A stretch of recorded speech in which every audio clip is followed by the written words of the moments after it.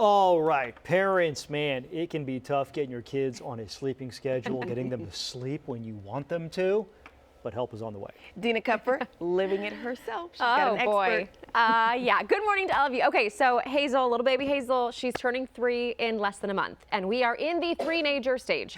And we've had some big life changes. We had a new baby, come to the house, so sleep has been a struggle. So I invited our mama coach, Chelsea McMahon, also registered nurse, to come in and talk about sleep training. First of all, what is sleep training? You see it all over Instagram, but what is it?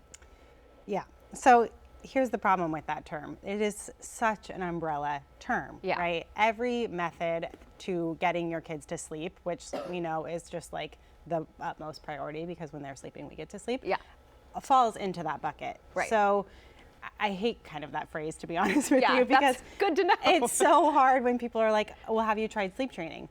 Well, what does that mean? Right. What does that look like, right? That's so different for every single family and for every single baby. So I kind of wish we would veer away from that term as parents and as a society, because I also think then it just gets thrown out there that any sleep problem you're having, whether it just be your little one is, waking up every couple hours and you're really, kind of hoping they're going to start sleeping longer, or your toddler is coming out of their bed 30 times trying to go to bed. All of that is answered with sleep training. And we can't, it's not a one size fits all. Right? Okay, good to know. Establishing it right there. So my daughter, just as an example, was doing great until new baby came home, has a toddler bed, now wants to be in our bed every night. And you can tell she is just so content in our bed. I am not. So what do we do? How do we make their room a place where they want to be? Yeah.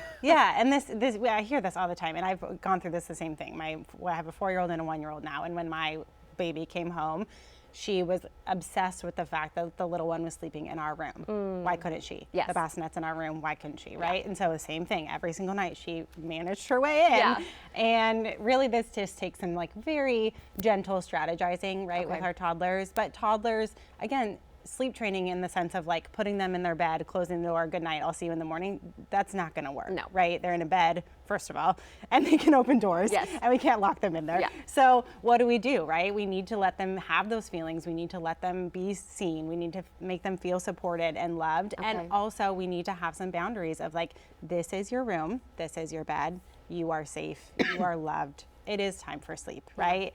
And then what do they need more than anything? Control. Right? They need to be in control. So what can we do? And this starts from the moment they wake up so that little control cup is very full by the time they go to bed.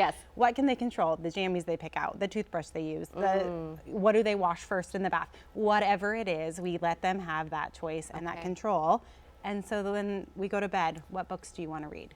All of that control kind of helps fulfill, like I said, their little control cup, so that ultimately they feel very happy and content when they do go to bed. Okay, am I ruining my child? Is she going to want to sleep with me when she's 18 years old? I don't think so. Look, mama needs to sleep, right? So if mama needs to sleep. My point is though, for families, can they have permission to just do what works? Of course, and I will tell you, Dina, I am the expert here on the stage. And I have a 4-year-old who I have supported to sleep from day one. I tried to sleep train her twice when she was a year old or something, and both times failed miserably because she just wasn't going to do it. It's her temperament. She is 4 years old. I lay with her every single night to go to sleep, or my husband does. It takes less than 15 minutes. And if she doesn't until she's 10, oh well. Right? It's not going to last forever. It's not going to last forever. Real quickly, we want to show the QR code. If parents, if you are listening and you have more questions for our mama coach, scan the screen now. She is available and will offer you the best advice coming from a mother yourself of young children, which is so helpful. Chelsea, thank you. May we both get more sleep. May we get some sleep tonight. Oh, pray for me. All right, back over to you too.